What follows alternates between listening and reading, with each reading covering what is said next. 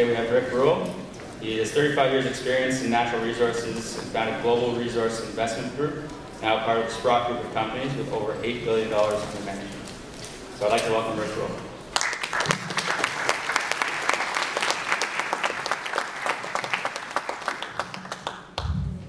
Good afternoon, ladies and gentlemen. I take it the show's been fun so far? Yes. Good. I'd like to begin by thanking the conference sponsors. Putting on a conference like this is a monumental task.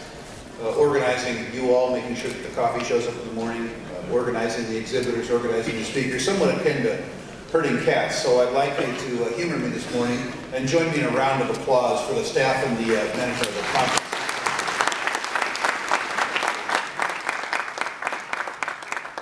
Those of you who have suffered through my presentation in years past know that at the beginning of these things I have to give out a disclaimer.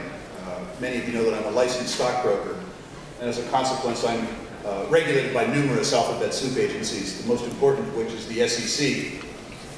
Doug Casey says the SEC is an acronym for the Swindlers Encouragement Committee, a group that prosecutes people that stay still and generally lets the thugs go free. But at any rate, as a consequence of that, I have to tell you certain things about myself. In the first instance, the SEC and FINRA require that people who are engaged in research not do transactions, and people who are engaged in transactions not do research. Their logic is that if you are a research person, your own opinion is material non-public information, and if you trade on it, you violate insider trading statutes. Mercifully, from my point of view, the SEC has decided with regards to Chinese walls that they have to be done in firms rather than inside people. I hate to see what they would do to me if they took themselves literally. I do transactions rather than research because transactions pay better, which means if I tell you something, you have to understand that it's not research, because if it were research, that would be illegal. If I mention an investment idea to you, you have to understand that this is not a recommendation, because it would be illegal for me to give you recommendations. I am required by law, however, to disclose conflicts of interest. So if you hear me say something nice about an idea or a company, please understand that it is the disclosure of a conflict of interest which is required, rather than a recommendation, which is forbidden. If it sounds silly, it's because it's silly, but that's where we live.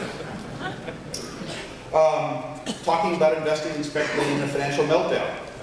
Finally, I got a topical topic, because I think we're doing both. Let me start by saying that I style myself as a contrarian investor, and a contrarian investor is a guy who tries to, as it was, buy low and sell high. Warren Buffett famously said that he has made most of his fortune by simply being brave when others were afraid, and afraid when others are brave. I think it's fair to say, if you look across the length and breadth of this country, never mind that, this world, more people right now are afraid than brave. So by definition, I think this might be an interesting time to implement contrarian strategies. In the context of this sector, I'm going to talk to you for the next 40 minutes about what I see as the good, the bad, and the ugly about the sector we're in, and how you can take advantage of the cycle that we're in and the cycles I see going forward to make some money. So let's do the good, the bad, and the ugly. I know it's hard to believe, looking at your statements, talking to the exhibitors, looking at the paper, to believe that there is any good. But I think it's useful to go through the good first. I'm going to make you well before I make you sick. We're going to do the good part first. And there is lots of good. How many people heard Frank Holmes this morning? Great presentation early on. Good for you for getting up early. First of all, there is an intact natural resource bull market. There is an intact natural resource bull market. And it's in place not because of animal spirits among speculators or liquidity available from stupid banks and stupid governments. It's an intact bull market in place for very much more fundamental reasons than that. Those of you who read the papers and watch the news understand that while there is violence and there is dislocation around the world, while there's bad government around the world, there has been a general and gradual liberalizing of the political cultures of frontier and emerging markets around the world. Things like the Arab Spring are manifestations of this. How many people here travel a lot in emerging market countries? Not so many of you. If you do, in the last 20 years, you will have noticed with your own eyes the rapid increase in material living standards among very, very, very poor people in the world. And this increase in living standards has been dramatic. It's wonderful for them, it's wonderful for the world, it is profound for us as natural resource investors. As poor people become more free, they become more rich. Paraphrased, of course, by Deng Xiaoping, to be rich is glorious. And look at what 30 years of that statement has done for China. Truly spectacular transformation. Spectacular transformation also for the portfolios of natural resource investors. And it's not just happening in China. It's happening in Indonesia, it's happening around the world. Very important. Bottom of the demographic pyramid, as these people become more free, they get more rich. And as they become more rich, the things they buy, the things that give them utility, are things that are made of resources. They're made of stuff. They are different than we are. We already have too much stuff. When we get money, the last thing we need to do is buy 3 or 4 more things to throw in the basement or take to the dump. We buy an iPod. I think that's the thing it is. Or we buy music for one of these devices for our grandchildren. We buy services. We buy things that don't have any stuff in them anymore. That isn't to say we don't buy nicer houses on occasion, but most of us have too many houses, new cars. But when people at the bottom of the demographic pyramid get more money, they increase the calorie intensity of their diet. They go from 1,600 calories to 2,400 calories. Some of you might say that that's not good, but from them, from their standpoint, it is good. They aren't hungry anymore. If they have a thatch roof on their hut, they might put on a steel or tin roof. If they live in a visqueen house, they might upgrade to cinder blocks. If they live on the equator, air conditioner would be nice, a refrigerator would be nice. You get what I'm saying. As the bottom 2 billion people in the world get more rich, and they are getting more rich in front of you, the things that they buy have more stuff in them. And this is one side of a commodities bull market. A bull market is simply the conjunction of supply and demand. This is the supply side. At the bottom of the pyramid, it's growing rapidly, per capita, spread over billions of capitals. Okay? The supply side is strange too, because remember, some of you remember at least, we had a 20-year bear market in natural resources. Period 1982 to 2002, there was not very much investment in natural resources. For a simple reason. If you are making copper for 85 cents a pound and selling it for 65 cents a pound, you know, losing 20 cents a pound and trying to make it up on volume, you're not investing very aggressively, trying to lose more money. So there was a 20-year period in resources where we didn't invest sufficiently in new supply. These are capital-intensive long-term businesses, and we can't overcome the impact of 20 years of lack of investment in natural resources quickly to impact supply. So we have increasing demand, and we have supply that is still constrained from a 20-year bear market. What do you get with increasing supply and stable demand in terms of prices? Rising prices. You with me? That's the good news. Unfortunately, from my point of view, that's the only good news. Now we have to move into the bad news. Western world debt. Truly an ugly number. I was at a Doug Casey conference in Miami. Anybody here was at that conference earlier in the week, or last week? Spectacular conference. The keynote speaker was David Stockman. You may remember an old warhorse in the Reagan years. He jokingly said, by the way, talking about the US government, that he was selected as budget director for Reagan based on his resume, which was a master's degree in divinity. For those of you who have a Republican rather than Democratic bias, I would suggest that both parties are created equally as a consequence of that. But anyway, Western world debt.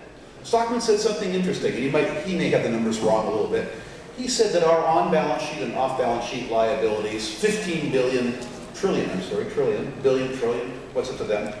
$15 trillion in on-balance sheet liabilities at the federal level, $65 trillion in unfunded liability at the federal level. Those unfunded liabilities basically, by the way, are us. Social Security, Medicare, Medicaid. Don't blame somebody else, it's us. So it's an interesting number, $80 trillion. What I want you to do, if you have a pencil and a paper, is write down 80 trillion. That's 80 followed by 12 zeros. You see, I understand 80. It's all those zeros that baffle me. $80 trillion. Humor me, do this. Write down 80 plus 12 zeros. Stockman said that across the country this year that we're saving more than we used to because we're afraid. And we're going to save about $500 billion this year. So write that down too. 500 followed by 9 zeros. When you do that, you have two incomprehensible numbers. And what I got was $80,000 and $500. Now what's scary about the numbers is if you turn the federal government into a household, this is a household that has $80,000 in debt, okay? And they're trying to service it with $500 in disposable income. I'm not an economist, I'm a credit analyst, and I'm not lending this house any money at all. And that's not bad, that's very, very, very bad. But it gets worse. It gets worse. How many people here in this room, because you guys know as much about the broad market as I do, how many people in this room think that most of the conditions precedent to the 2008 credit collapse have been addressed?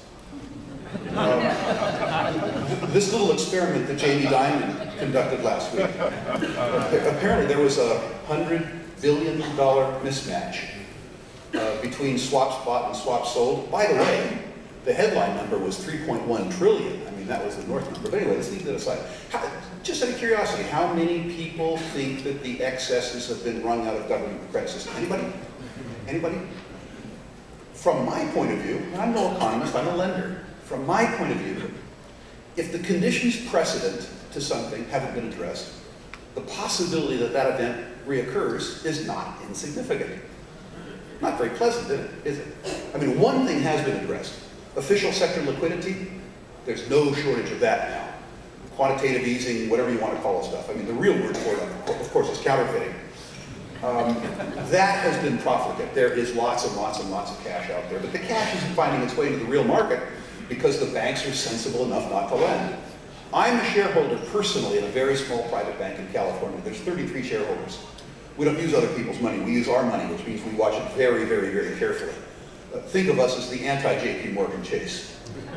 And some months ago, on our balance sheet, I saw that the president of the bank had bought a $10 million 10-year bond, an explicitly guaranteed Fannie Mae bond, yielding 5.75%. And I exploded. I went crazy. Because I thought this guy was lending 10-year money and funding it with 90-day CDs, the same short-long trade that blew up the savings and loan. And I questioned the sexual practices of his ancestors. I gave him a real rough time on the phone. And he kind of says, Rick, take a yellow one, okay? Take a breath, calm down. And what he told me was astonishing. And I hope you keep this with you because it will describe what's happening in the banking system right now. He said this 10-year federal bond, fully guaranteed first of all, is good as 100% collateral for a 10-year Federal Home Loan Bank Board borrowing. And we can borrow the money from the FHLB for 195 basis points and lend it to Fannie Mae for 575 basis points. And we have a dime on the dollar in the trade. Now, if this doesn't make sense, it's because it doesn't make sense. Why would I, in my right mind, if I can buy time-swapped maturities with the federal government, where I'm paying them, if you will, 2%, and loaning it to them for almost 6% with the same duration, do anything else in the world? Why would I lend into the private market? This is what's out there. And I would hold out to you that that's bad. It's bad. I'm not trying to say that we're going to repeat the 2008 event. I'm just trying to say that the sets of circumstances that, from my point of view, precipitated it have not changed. And if they haven't changed, what's to prevent it from happening again? Much of what went wrong in commodities in the 2008 market, by the way, was a breakdown in credit. What happened was the banks came to understand that they were broke. And they came to believe that if they were broke, their counterparties were broke too. And so banks wouldn't lend to banks. And if there's no short-term credit available in the interbank market, the short-term credit available to the physical commodities market goes away. At every stage in the physical commodities business, it's extremely credit intensive. If you are a major mining company or a major oil and gas company, and you have inventories, that is, goods produced that aren't sold, they're heavily financed. If you're a financial intermediary, a commodities dealer, say a Trafigura, a Glencore, you're heavily leveraged. If you are a fabricator or a refiner who uses commodities, you're heavily leveraged. And you're in short-term credit markets financing these inventories. What happens when the short-term credit lines get pulled is they get pulled for everybody. They get pulled for the commodity funds, they get pulled for the producers, they get pulled for the fabricators, they get pulled for the refiners. there's a massive, massive, massive margin call. And you have a situation where you have a whole bunch of sellers and no buyers. Remember the oil quote in 2008 went from like $170 to $38? Does anybody in the room believe that oil lost 70% of its utility in 10 days? No. Credit got pulled. There were simply more sellers than buyers. That's not good. Is it going to happen? Am I saying it's going to happen? No. I'm just saying it's something that you have to consider. And when you wonder why, in a situation where Europe is in turmoil and the price of gold falls 20% or falls $20 in a day, the easiest way to figure out what happened is that with the contraction of interbank lending in Europe, the contraction of credit to commodity funds that hold gold bullion, you're starting to see margin calls today. Will it spin out of control? I don't know. I don't actually think so. But it's something that you have to think about in the context of the bad. Now let's do the ugly, okay? You know, I don't think I've caused enough pain in the audience yet, so let's move on to the ugly. Let's talk about the juniors, by the way. Let's not talk about the whole universe that we mostly aren't invested in. Let's talk about where we are invested, why we're here. The juniors. You know, the junior mining industry has been extremely good to me over the years. I've made what are, by my standards, just insanely generous amounts of money. I think I deserved it because I've taken a lot of risk, I've worked hard. But many people talk to me about the sector. They talk about it, well, they talk about it as though it were a sector. So let's talk about it as a sector. How low can it go? Okay? How low can it go? Well, let me leave you with a couple interesting facts. You guys are going to hate me at the end of this. I've got to really pull this out at the end and make you feel good later. But that's later. If you merged every junior exploration company in the world together, there's about 4,000 of them publicly in various markets. Canada, Australia, Great Britain, even the United States. You know, we've got our OTC bulletin board dreadfuls. If you merge them all together, 4,000 companies. Do you know that in a very, very, very good year, the industry spends $2 billion more than it generates in earnings, takeovers, and stuff like that? That's in a good year. In a bad year, it loses more like $8 billion. This is the sector as a whole. You've made every company in the world one. You lose somewhere between $2 billion a year and $8 billion a year. So how would you value this industry? This is a new concept in finance. I invented it. It's called the price-loss ratio. Do we, you know, because this is a static industry, do we value it cheaply at 5 times losses? Or do we do a more normalized S&P 12 times losses? When gold is in favor, should we do 15 times losses? It's very difficult for me to establish values where there are none. Okay? So let's start with the hard fact about the junior resource industry. As a sector, it's valueless. If you call your broker and say, I want to buy the sector, the broker will live up to his name. He will make you broker and broker and broker.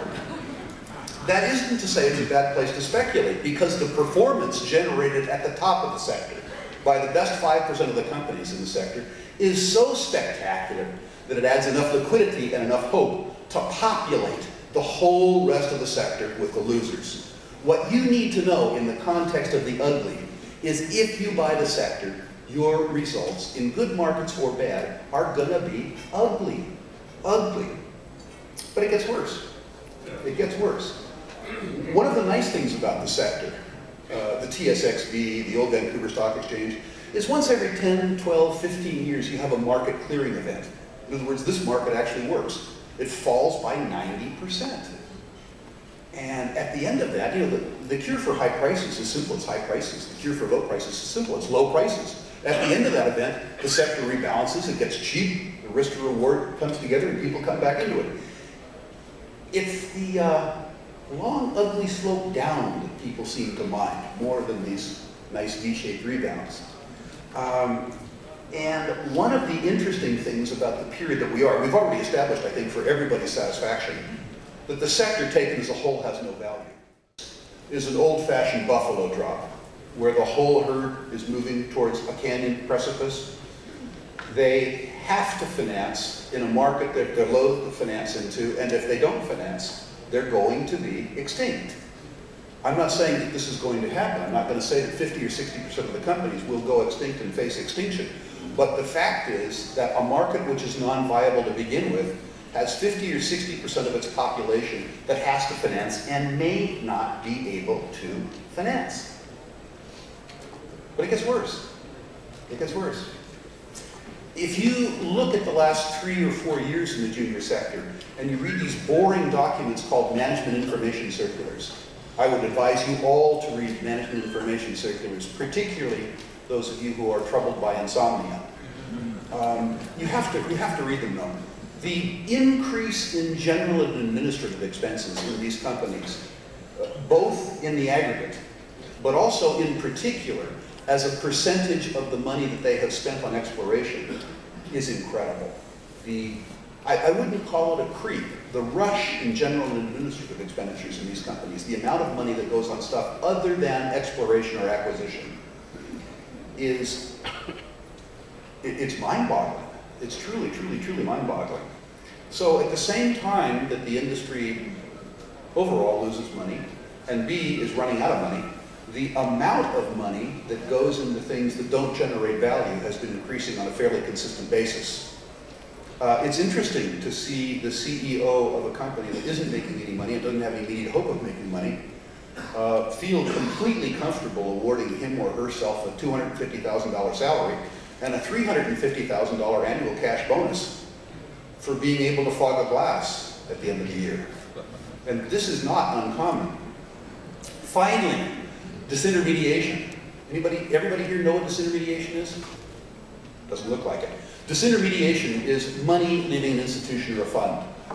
Most of the junior industry is funded in terms of financings, but also has their aftermarket sustained by institutional rather than retail investors. Mutual funds, open-ended hedge funds, virtually all of these institutions are having outflows of funds. People are redeeming their mutual fund shares and taking their cash. What does the fund manager do when he or she faces redemption? They sell stock. They sell stock. That's what they do. So we are going to have these juniors that have to raise money, and they're coming into a market where the people that they raise the money from aren't buying, they're selling.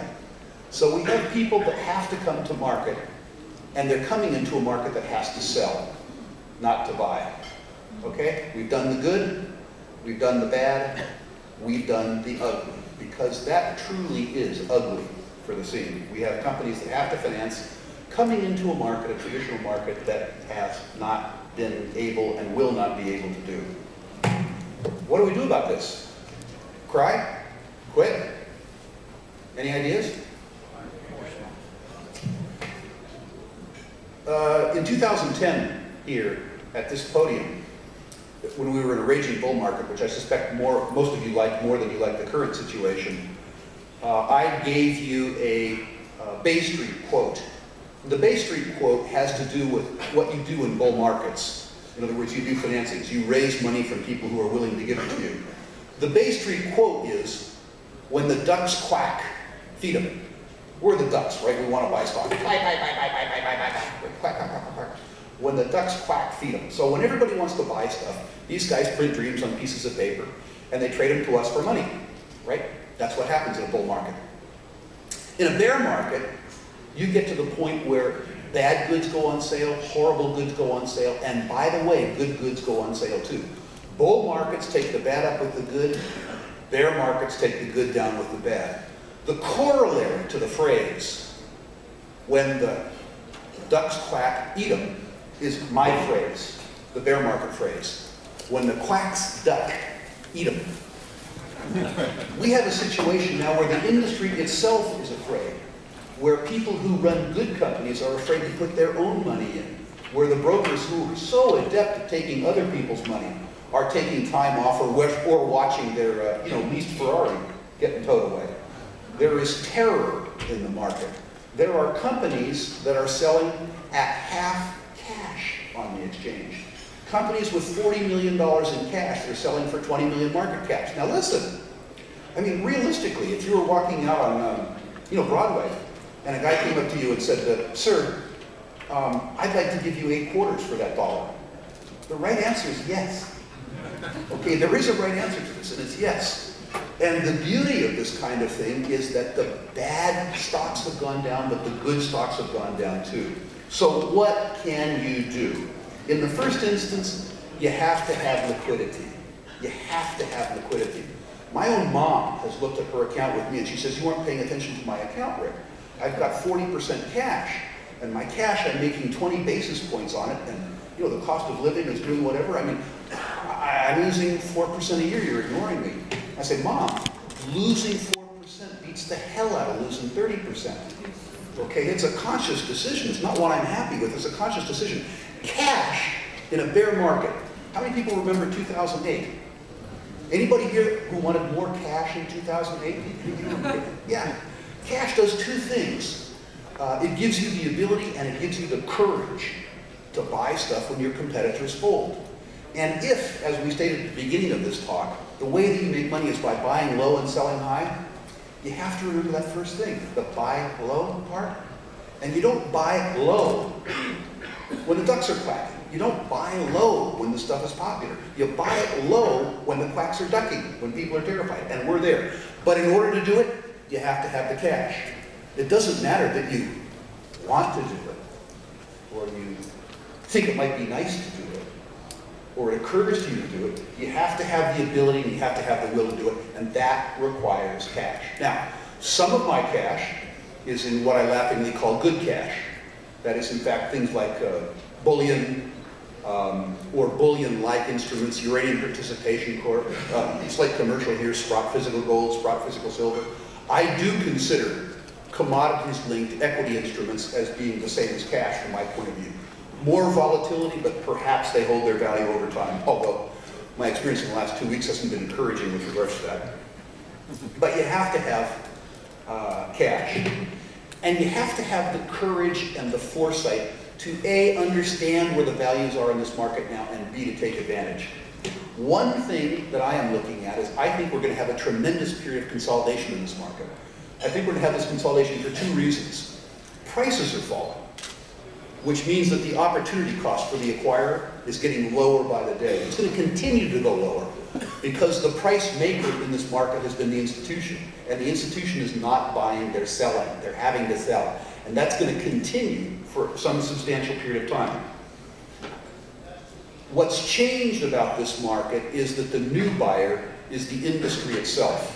The major mining companies, the major oil and gas companies, after years of corporate underperformance, I don't mean poor share market performance, I mean corporate performance, are doing extremely well. For years I watched the gold industry and I said, Jesus, these guys, the price of gold goes from $250 an ounce to $1,250 an ounce. Where's the cash flow? I mean, you would think if the commodity price that you produced went up 5-fold, that your cash flow should go up 15-fold. But that's not what happened. It went nowhere. In fact, these guys greeted rising commodity prices by issuing more shares, diluting my interest in a business that wasn't earning what it should be. I mean, they did not earn my favor. But that began to turn around 18 months ago. All the money that went in began to come out. And if you look at these major mining companies and major oil and gas companies now, and you strip away all the accounting gobbledygook, all the stuff they do for the SEC, and you look at cash at the beginning of period, cash at the end of period, these things are piling up mountains of cash. So while the cash is flowing out of the institutions, the money is flowing into the industry, and that is going to generate consolidation. The institutions are going to be forced sellers, and the industry itself is going to be a willing and able buyer. So the first thing that you need to understand, other than liquidity, what you do with liquidity, takeovers. We are going to have consolidation in this industry. In particular, and I'm sorry, I have to get a little technical now, there is a document which many of the exhibitors can describe to you called a preliminary economic assessment. This is the first sort of decent third-party document that comes out with regards to a company's valuation. Decent because it's done by somebody other than the company. That doesn't mean that there aren't egregious mistakes that are made by these. It just means it's the best document there is, as opposed to a great document. There's a boring period between preliminary economic assessment and bankable feasibility, or construction, that many of you have seen in the markets. And I have learned over time, it's usually a 2-year period, and it does sort of test your patience. But now at 59, I've learned that if I have a choice between being bored or being terrified, I'm coming to prefer bored over terrified. One of the things that happens towards the end of this period is that they publish a different document called a bankable feasibility study. And this is like PEA, except that there's been much, much, much more work done. So more value is ascribed to it. It also doesn't mean it's a perfect document. I've seen plenty of horribly flawed bankable feasibility studies, but it's the best document there is, that notwithstanding. And the other thing that a bankable feasibility study does that's very important to you in terms of considering takeovers is it's really, there's no other way to say it, it's a cover your ass document for the independent directors of the acquirer. If they buy something based on a bankable feasibility study and it's a mistake, they say, well, it's not my mistake, it's Pincock Allen Holt's mistake or SRK's mistake or somebody else. And that shouldn't be important, but it's extremely important. And understanding the discount to PEA, understanding that you're going to hold this thing through a bankable feasibility study and then the thing is going to be taken over, is going to be a spectacular way to make money in this market. Will the market go lower? Yes. Will the major mining companies care when there are attractive tuck-in acquisitions? No. Not all PEAs and not all arbitrages is equal. So I want you to write a few things down, unfortunately. What you want to find is a net present value. That'll be in the PEA. And you want to look at the assumptions. First of all, the commodity price assumption. Was the commodity price in the PEA the $1,000 gold or $1,500 gold? You have to normalize this sort of thing by understanding the one that was done at $1,000 gold will have lower numbers, the one done at $1,500 gold. You have to look at the discount rate. If somebody discounted at 0 and somebody else discounted at 10, you understand what I'm saying? They don't publish all the same metrics, so you have to do the metrics for yourself. But what you want is a net present value that is substantially higher, well, not substantially higher, but it should be higher than the combination of the company's enterprise value. Enterprise value is market cap plus net debt, okay? Has to be higher than the combination of the enterprise value plus the upfront capital cost. Now, I understand that net present value subtracts capital cost, but the important thing from the mining company's point of view is how certain and how soon do I get my money back. So you want to find companies where the enterprise value is, net present value is lower than the enterprise value plus the upfront capital cost. You want internal rates of return, IRR, north of sort of 20, well, you can go north of 20, but north of 25% or better. And most importantly, you want, well, not most importantly, but importantly, you want payback times of 3 years or less. The institutional trade, where the market focused just on leverage to gold, leverage to copper, leverage to something else, are over.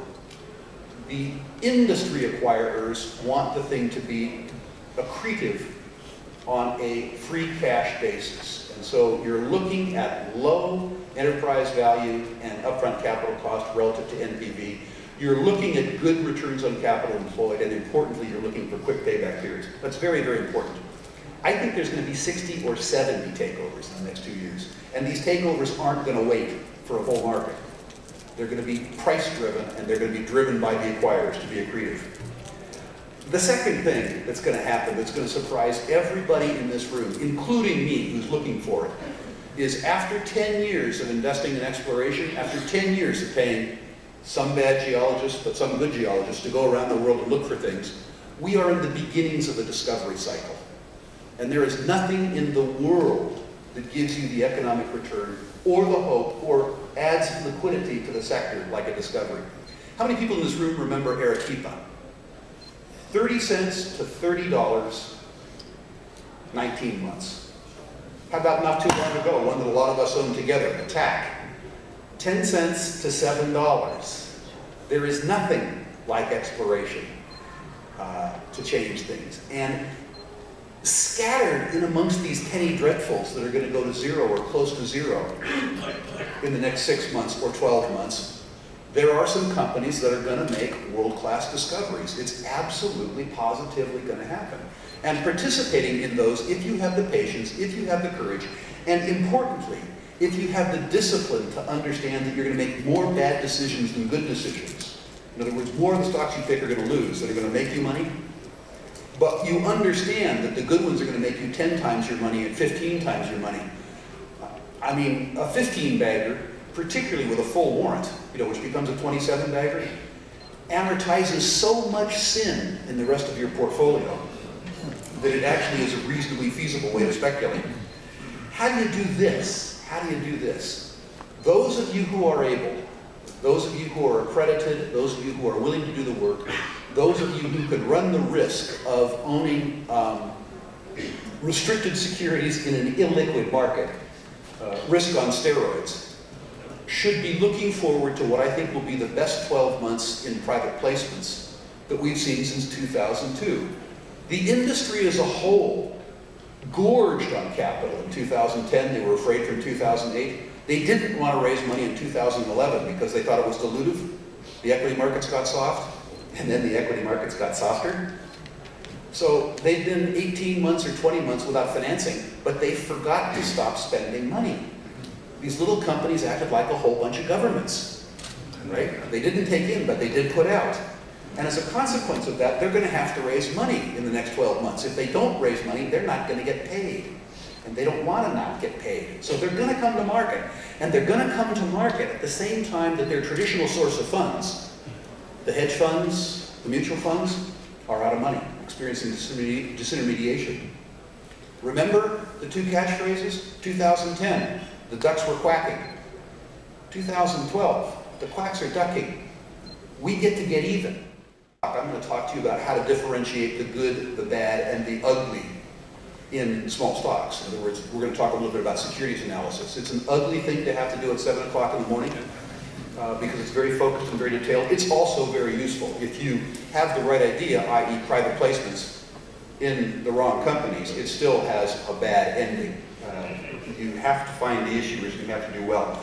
I would love, by the way, to talk to any of you who had any questions concerning this at my booth, which is 409 in the small hall, not the big hall. And I'm actually going to have some time left over for questions here, it looks like. The other thing that I'd like all of you to do, particularly those of you who have a sense of humor, is come by our booth and pick up an exhibitor stock chart. Those of you who have been here in years past know that the Sprott organization prints up a stock chart of every exhibitor that's exhibiting here. And it's really fun when you walk around the exhibit hall, because this is where you're going to make the money, in the exhibits, not with people like me droning on. You're going to make your money going exhibitor to exhibitor, trying to figure out where you're going to spend your money. It's sort of fun when you look at these things and the guy tells you, or the gal tells you these days, how wonderful everything is, and how this property, if the mule hadn't died 40 years ago, they would have been rich then. All these kind of wonderful stories. And you look here, and the stock chart resembles a topographic map of a ski hill.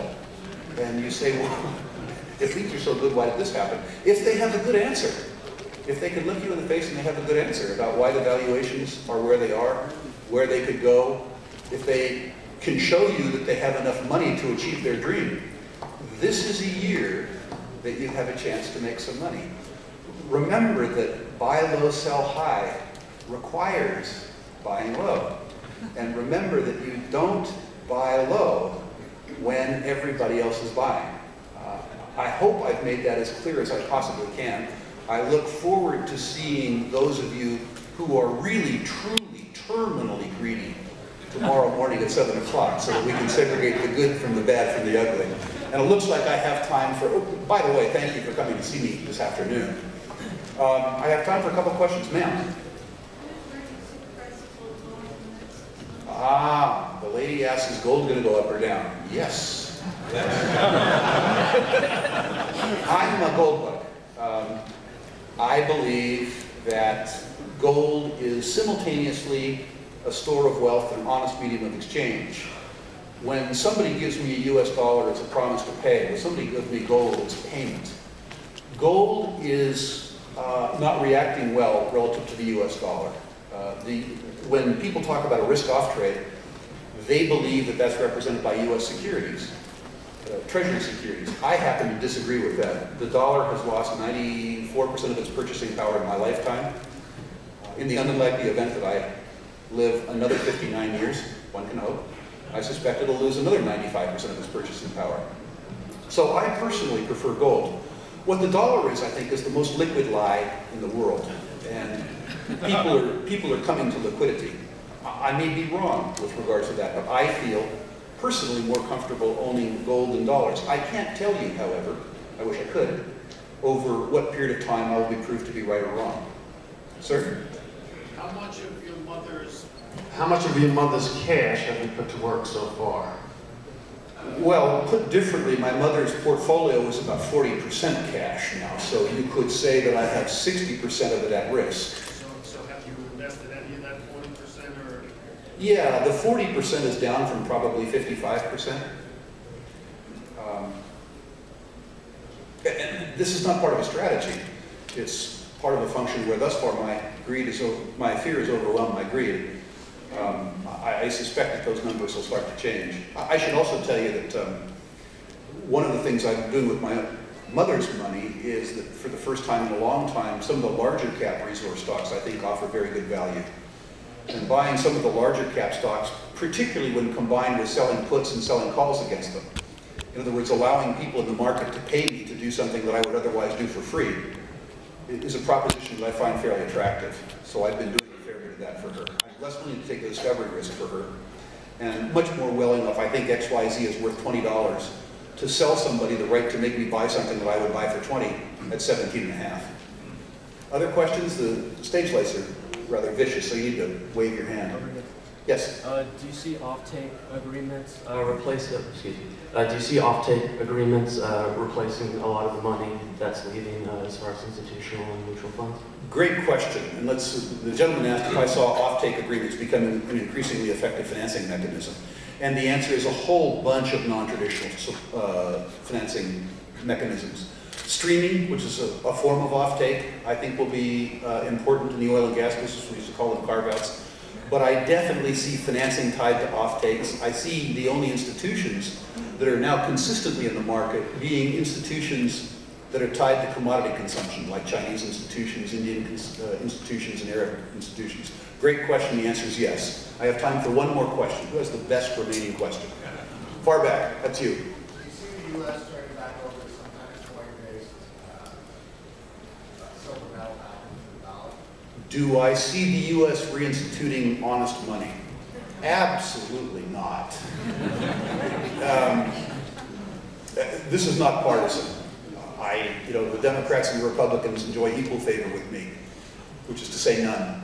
The idea that the politicians would assign control of savings or control of anything back to the people and dilute their own power, I think flies in the face of history. I don't think it will ever occur. I think we may ultimately, over time, as people become more educated and people become more international, make the US dollar an obsolete instrument, and people may trade among themselves in some other form of money which is backed by something. But the idea that the US government would forego their ability to cheat us or tax us with inflation, I have never observed a politician who has willingly abdicated power, ever. Ladies and gentlemen, thank you very much for this. I hope you get some money.